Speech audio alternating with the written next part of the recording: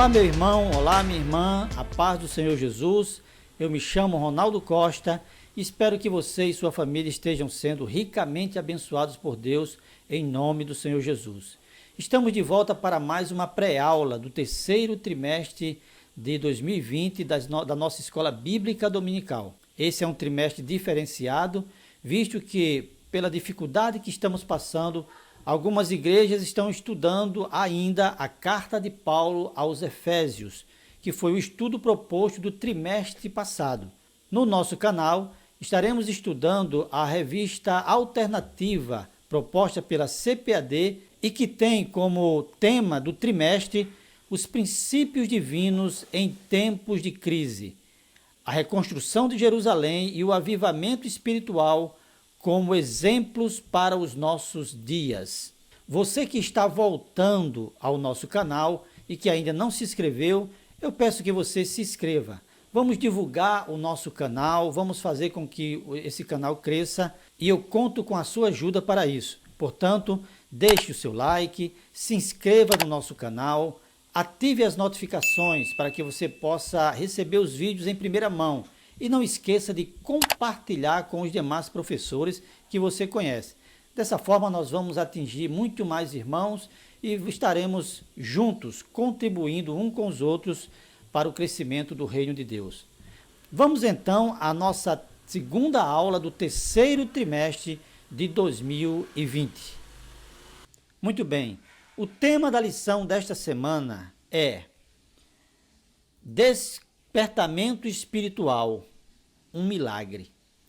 O texto áureo da lição está em Romanos, capítulo 13, versículo 11, e diz o seguinte: E isto digo, conhecendo o tempo, que é já a hora de despertarmos do sono, porque a nossa salvação está agora mais perto de nós do que quando aceitamos a fé. A verdade prática diz o seguinte: o despertamento espiritual é uma consequência da submissão à vontade de Deus. Eu gostaria, meus queridos irmãos, de voltar ao texto áureo. Eu acho muito interessante a escolha desse texto, porque ele tem muito a nos ensinar e porque há um ponto de ligação aí com o tema que nós estamos estudando. Quando nós lemos o contexto desse texto áureo, lá em Romanos, capítulo 13, versículo de 8 a 10, nós encontramos Paulo ensinando os irmãos a se relacionarem uns com os outros em amor. Aliás, a partir do capítulo 12 de Romanos, Paulo está exatamente ensinando os crentes a como eles devem se relacionar com as várias áreas de sua vida como cristão que são. E quando chega nesse ponto, versículo 8, nós encontramos ele dizendo: ninguém fiqueis devendo coisa alguma, exceto o amor. O versículo 9 nos mostra que o amor que Paulo está falando não é o amor vertical, o amor de Deus do homem para com Deus, mas sim o amor horizontal, o amor entre os irmãos, ou o amor com o próximo. Porque ali no versículo 9 ele vai citar alguns mandamentos do decálogo que diz respeito ao relacionamento humano. Ele cita ali: não adulterarás, não matarás, não furtarás, não darás falso testemunho, não cobiçarás. E no versículo 10 ele termina dizendo que de sorte que o cumprimento da lei é o amor. Somente depois disso, no versículo 13, é que Paulo diz: e isto digo, conhecendo o tempo. Paulo está nos ensinando que, se nós tivermos discernimento do tempo que nós estamos vivendo, nós vamos procurar viver em amor. Isso tem muito a ver com a nossa lição, tem muito a ver com o nosso trimestre, porque lá no versículo capítulo 9, versículo 2 de Daniel, nós encontramos Daniel dizendo o seguinte: no primeiro ano do reinado, do reinado de Dario, eu, Daniel, entendi pelos livros que o número dos anos de que falava o Senhor ao profeta Jeremias, em que haviam de cumprir-se as desolações de Jerusalém, era de 70 anos. Já havia se passado cerca de 68 anos e, ao ler as Escrituras Sagradas, Daniel percebeu que o tempo do final do cativeiro estava chegando. Ele discerniu o tempo em que estava vivendo. E isso o levou a um despertamento para orar. A Bíblia NVI, ela traduziu da seguinte forma: façam isso, ou seja, vivam em amor, compreendendo o tempo em que vivemos. Isso tem muito a ver conosco, porque nós precisamos ter discernimento do tempo em que nós estamos vivendo. E de que forma nós podemos discernir o tempo em que estamos vivendo? Da mesma forma que Daniel. Daniel compreendeu, conheceu, discerniu que o tempo era o tempo dos judeus voltarem para a sua terra, quando leu as Escrituras. E são as Escrituras de Cristo, são as Escrituras deixadas pelo nosso Senhor Jesus Cristo, que pode nos levar a um discernimento do tempo que nós estamos vivendo. Existem muitos versículos, muitos textos nos evangelhos, nas cartas, que nos mostram, que nos sinalizam que nós estamos vivendo um tempo em que Jesus está às portas. Mas quando nós lemos o capítulo 24, versículo 36 a 39 de Mateus, que diz o seguinte: mas a respeito daquele dia e hora ninguém sabe, nem os anjos dos céus, nem o Filho, senão o Pai. Pois assim como foi nos dias de Noé, também será a vinda do Filho do Homem. Porquanto, assim como nos dias anteriores ao dilúvio, comiam e bebiam, casavam e davam-se em casamento, até o dia em que Noé entrou na arca, e não o perceberam, senão quando veio o dilúvio e os levou a todos, assim será também a vinda do Filho do Homem. Esse texto ele tem uma importância muito grande para nós que estamos vivendo os últimos dias. Esse texto ele nos leva a discernir, assim como Daniel teve discernimento do seu tempo, no seu tempo. Ele nos leva a discernir que estamos vivendo as últimas horas da igreja aqui na terra. Porque Jesus disse que o tempo que antecederia a sua volta seria como nos dias de Noé. Quando nós lemos Gênesis capítulo 6, versículo 11 e 12, nós encontramos as seguintes palavras: a terra, porém, estava corrompida diante da face de Deus.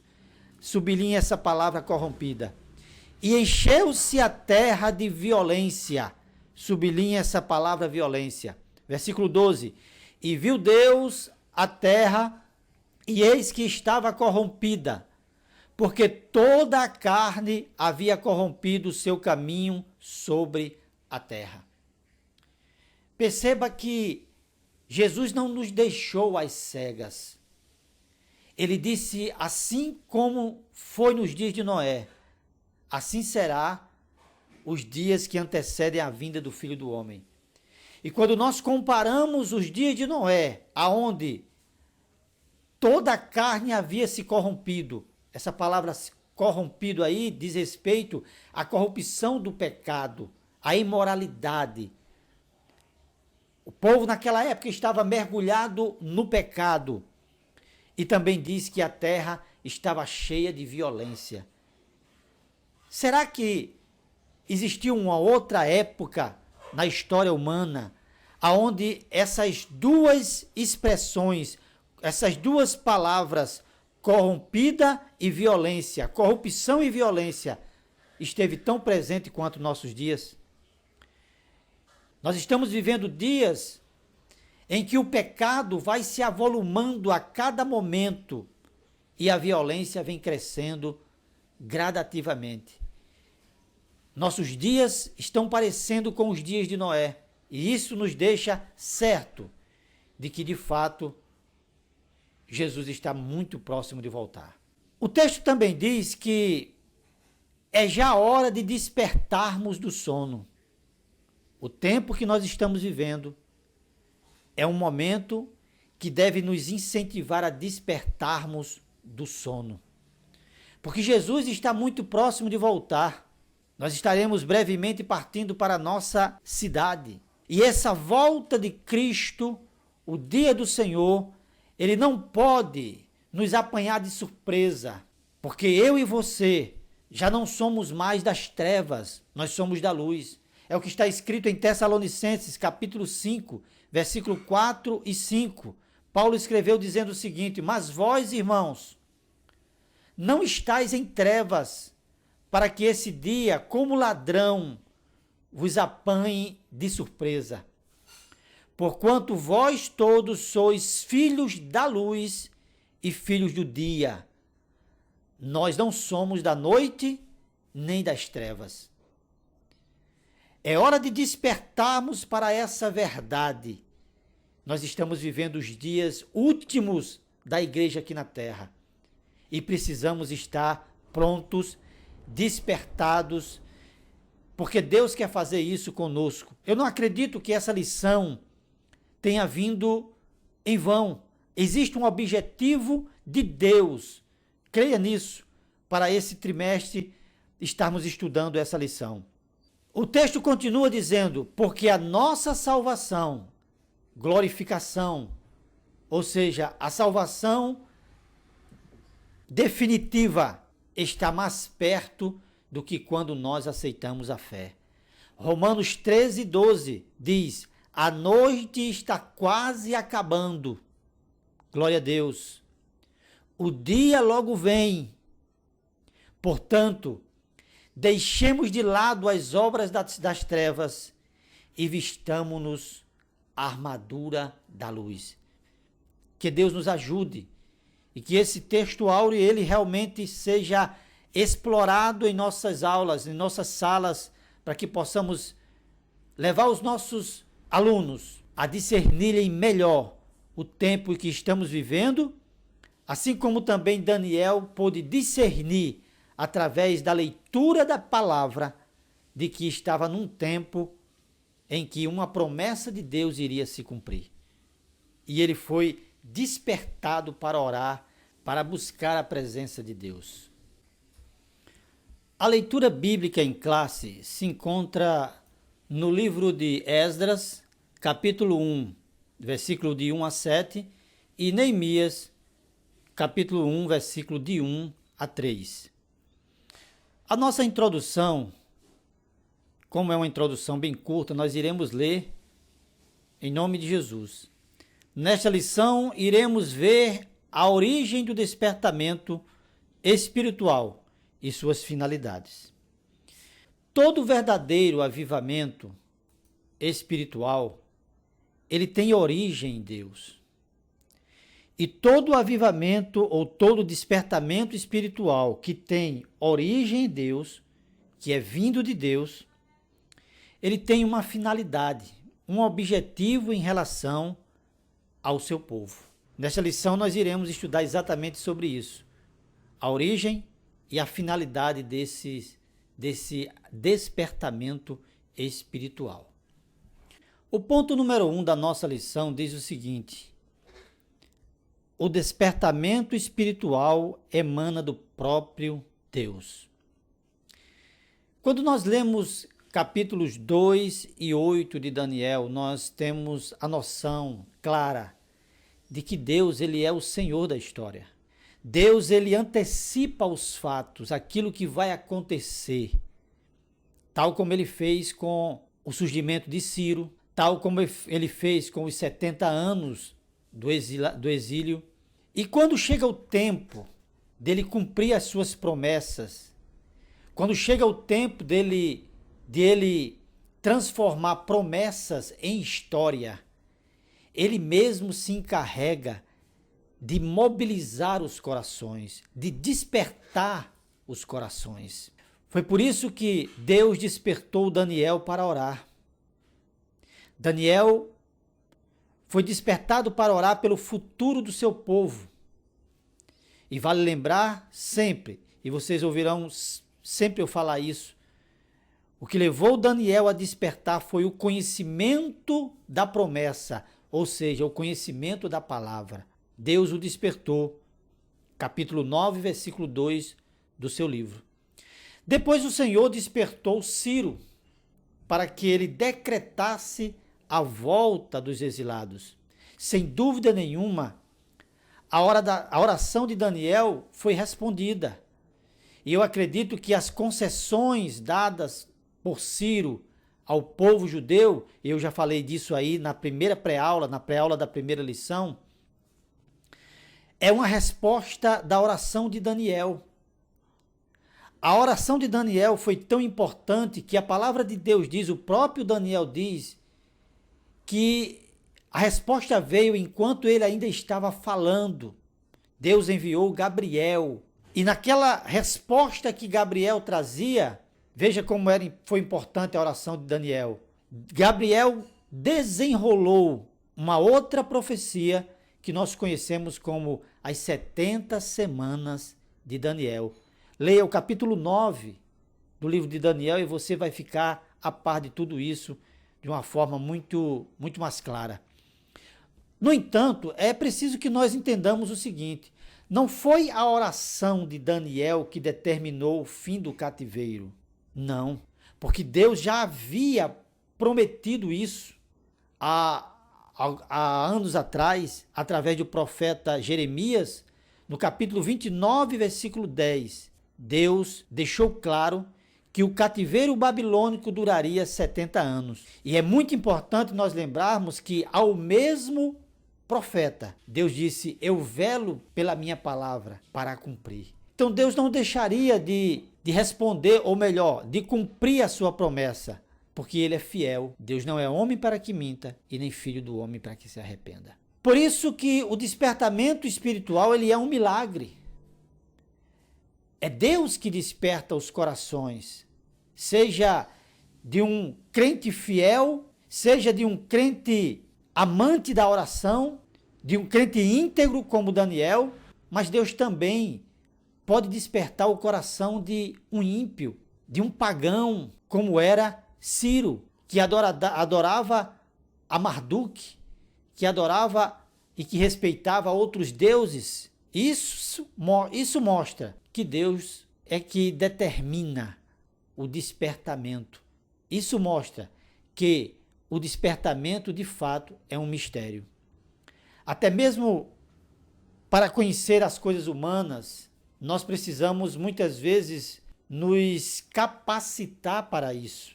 E, às vezes, mesmo sendo capacitados em determinada área do conhecimento, nós não sabemos tudo. Deus, porém, é diferente. Deus, ele tem uma multiforme sabedoria.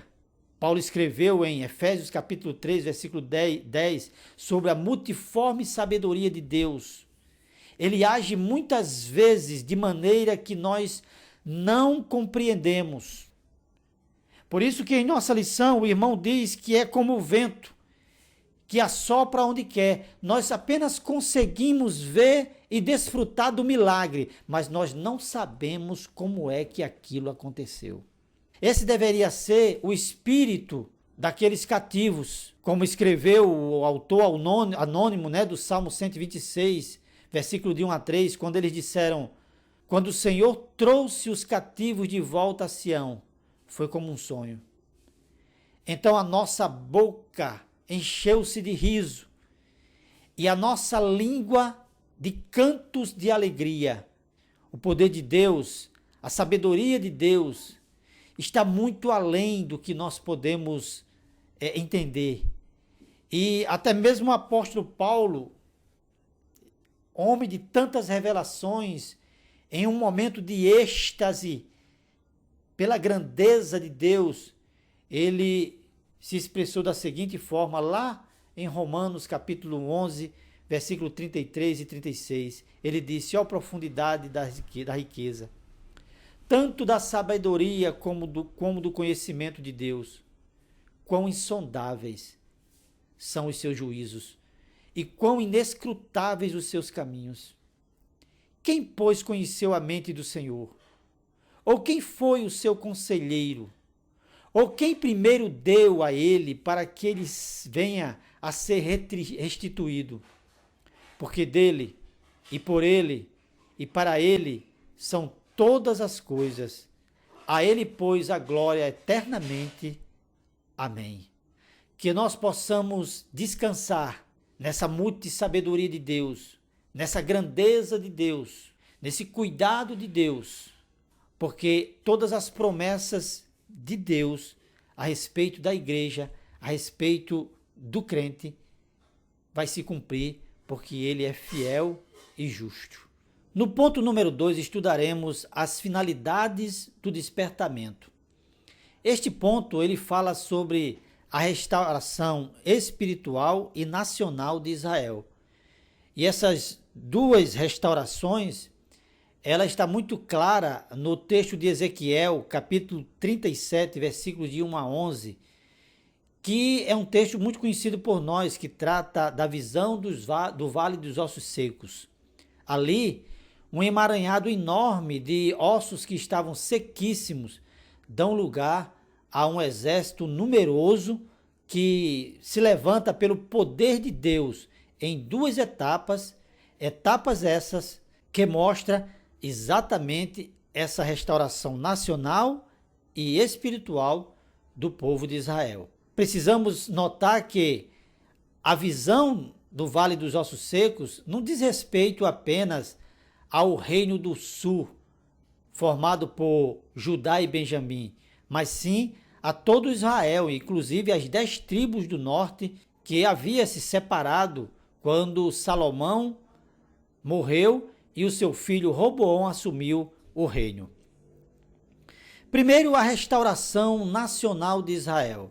Segundo a palavra de Deus, o povo estava desesperançado. O texto diz no versículo 11 que o povo dizia: os nossos ossos se secaram e pereceu a nossa esperança. Eles diziam também: nós estamos cortados. Ou seja, o povo estava desacreditado. O povo não tinha esperança de ter a sua situação mudada. Somente um milagre de Deus era capaz de mudar, de virar a sorte dos judeus. E Deus fez isso. Nos versículos 7 e 8 de Ezequiel está muito clara essa restauração nacional. Lá está escrito o seguinte: então profetizei segundo me fora ordenado. Enquanto eu profetizava, houve um ruído, um barulho de ossos que batiam contra ossos e se ajuntavam, cada osso ao seu osso. Versículo 8. Olhei, e eis que havia tendões sobre eles, e cresceram as carnes, e se estendeu a pele sobre eles, mas não havia neles o espírito. Ou seja, essa restauração nacional ocorreu quando Deus ele despertou o coração de Ciro, que mesmo sendo um rei pagão, o coração dele estava na mão de Deus. É como diz Provérbio, capítulo 21, versículo 1. Como ribeiros de águas, assim é o coração do rei na mão do Senhor. Este, segundo o seu querer, o inclina. A restauração espiritual de Israel era necessária, porque o que levou Israel ao cativeiro babilônico foi a idolatria. E nós todos sabemos que idolatria para o Senhor é como o pecado de prostituição, Isso nós podemos ver em Deuteronômio capítulo 31, versículo 16 e Juízes capítulo 2, versículo 17. Israel havia se apartado do Senhor como uma mulher que trai o marido. Jeremias 3 e 20 diz assim: mas como a mulher que trai o marido, assim vocês têm sido infiéis comigo, ó comunidade de Israel, declara o Senhor. Então, está claro que o povo se afastou do Senhor por conta da idolatria e por isso foram levados para o cativeiro. Jeremias 44, versículos 2 e 3, confirma isso. Lá está escrito: assim diz o Senhor dos Exércitos, Deus de Israel, viste todo o mal que fiz cair sobre Jerusalém e sobre todas as cidades de Judá. E eis que hoje são elas uma desolação, e ninguém habita nelas, por causa da maldade que fizeram, para me irarem, indo queimar incenso e servir a outros deuses que eles nunca conheceram, eles, vós e vossos pais. E aqui eu quero chamar a atenção de algo muito interessante, que mostra que Deus, ele trabalha diferente do homem.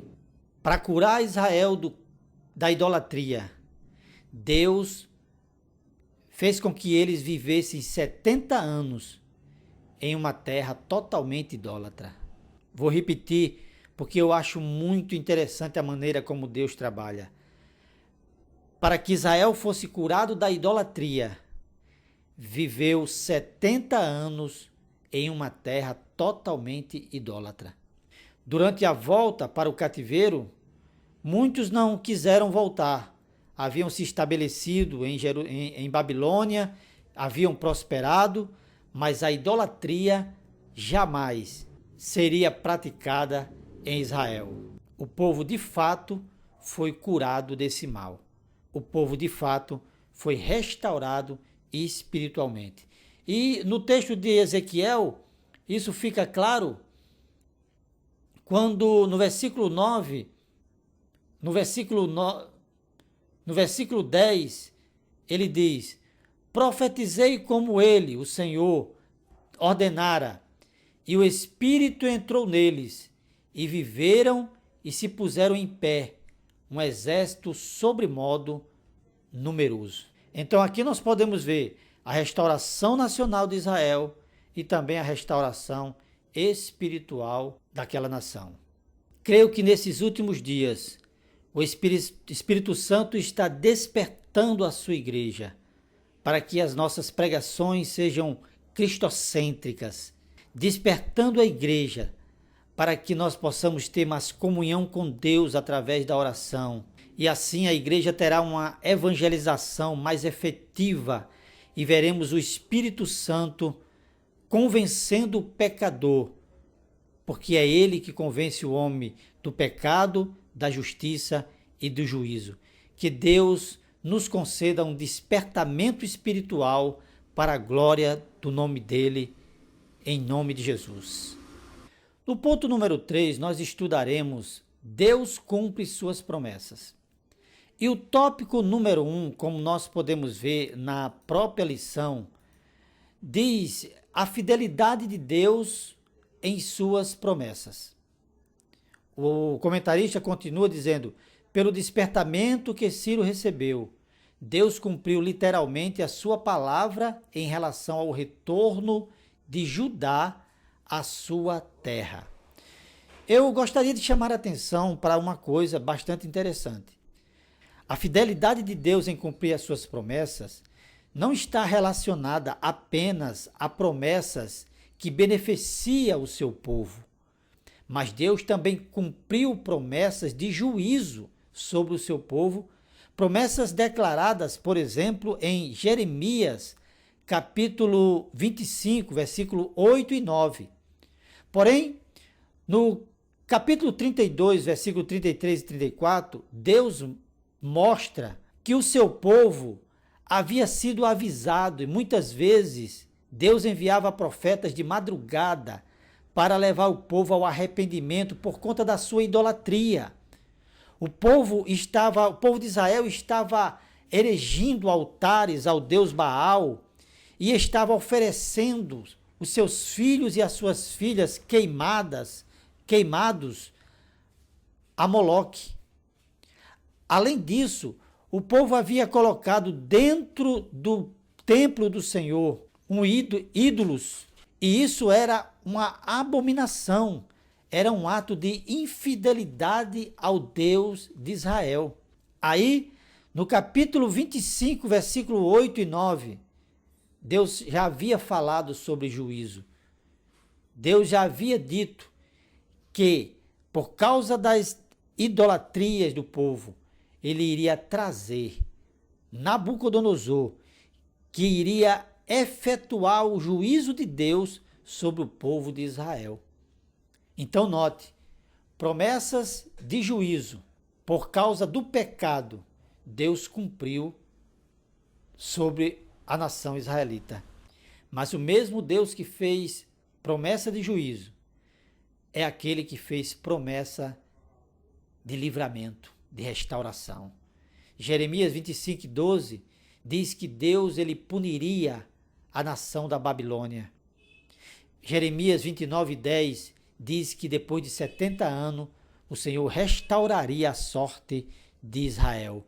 E isso aconteceu para a alegria e felicidade do povo israelita. O Senhor é fiel com as suas promessas.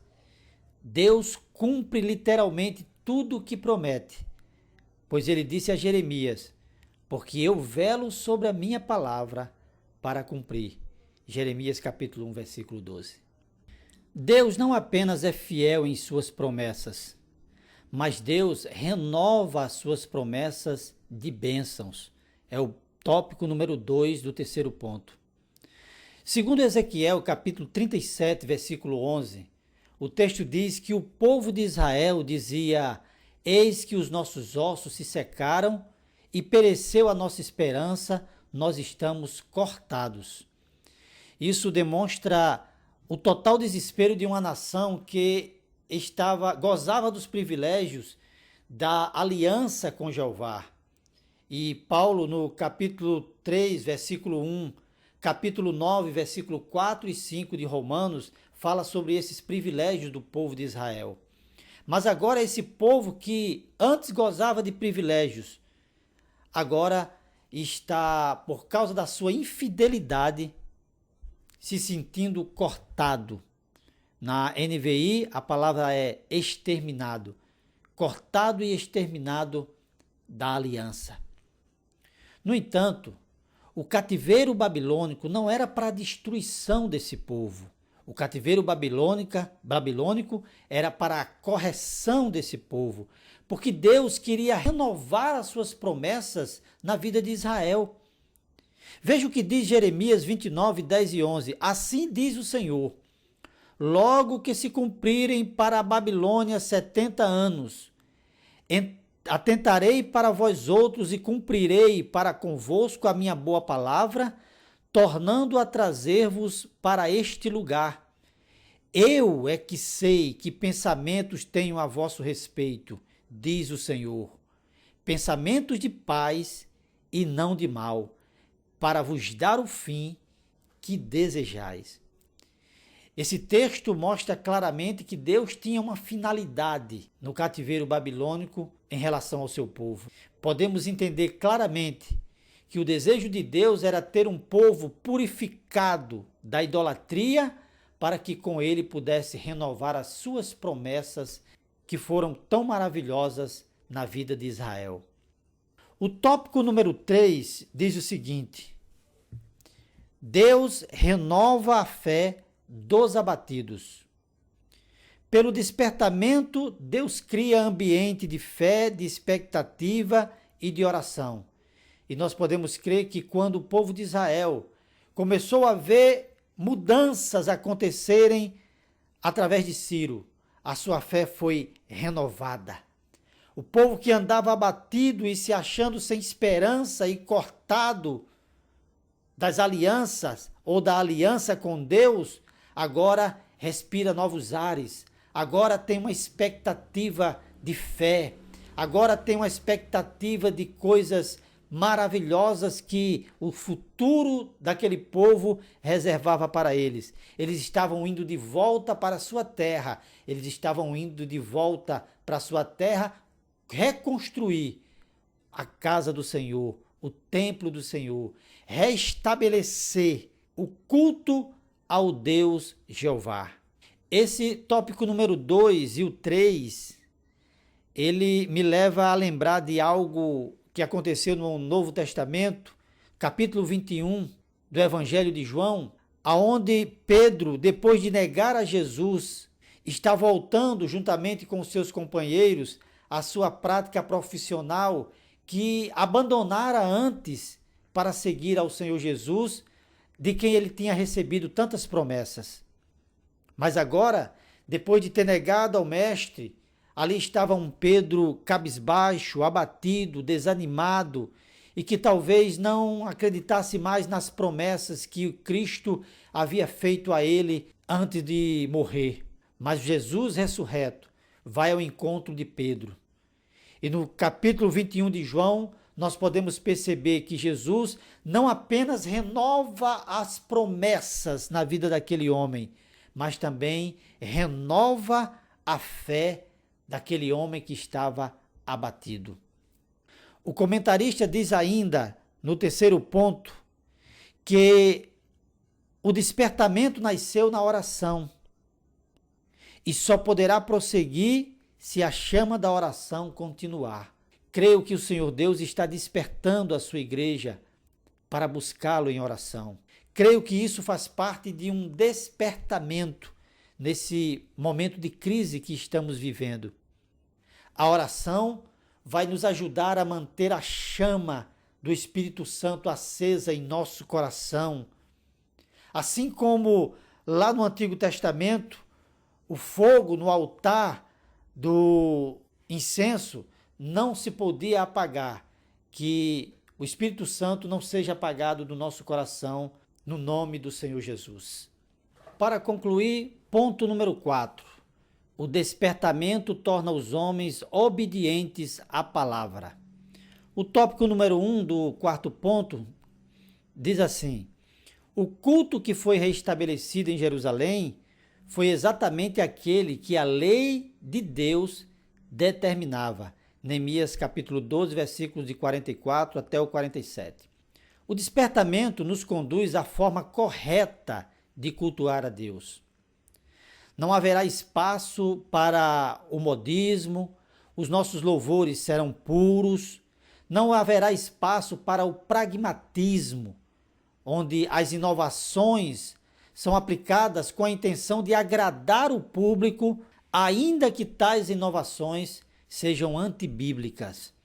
Que Deus nos guarde e que os nossos cultos continuem sendo puros, sacros, para que assim tenhamos a certeza de que o Espírito Santo agirá em nosso meio e que o nome do Senhor será glorificado por um louvor que adentra os céus e que alegra o coração de Deus.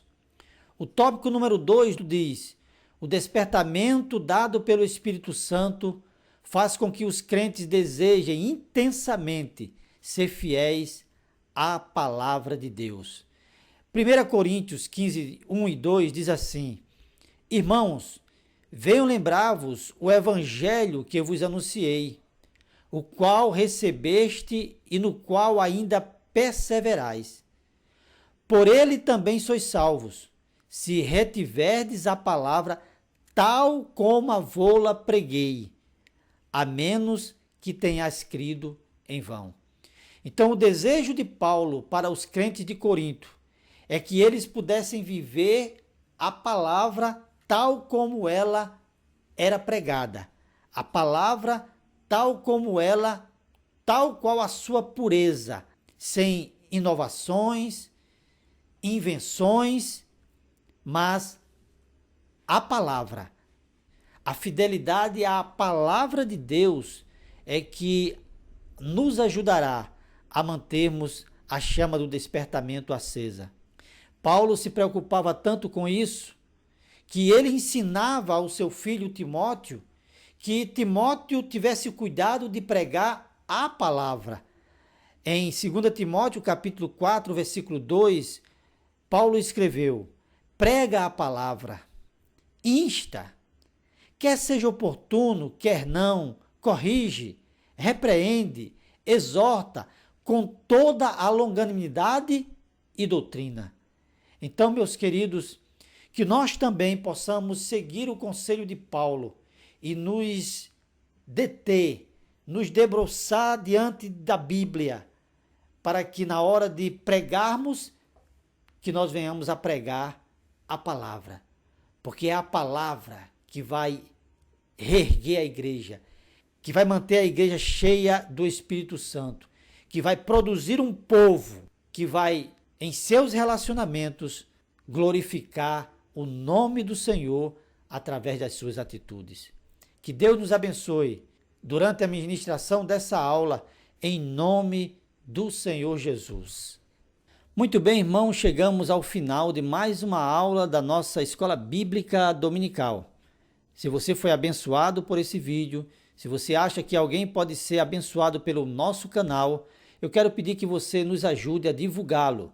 Deixe o seu like, inscreva-se no nosso canal se você ainda não é inscrito, ative as notificações clicando no sininho para que você possa receber os nossos vídeos em primeira mão e não esqueça de compartilhar o nosso canal. Certamente você estará nos ajudando a alcançar outras pessoas. Deus te abençoe e que você e sua família sejam ricamente abençoados por Deus, em nome do Senhor Jesus.